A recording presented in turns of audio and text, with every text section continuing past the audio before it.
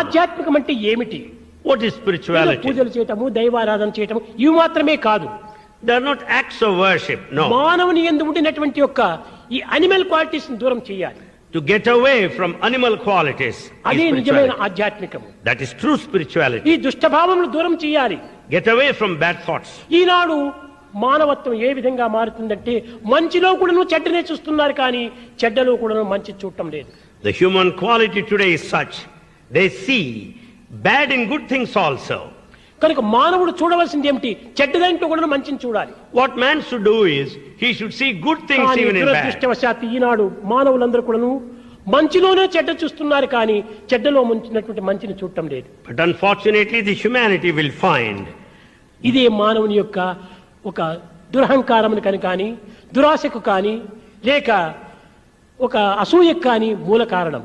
this is responsible for ego.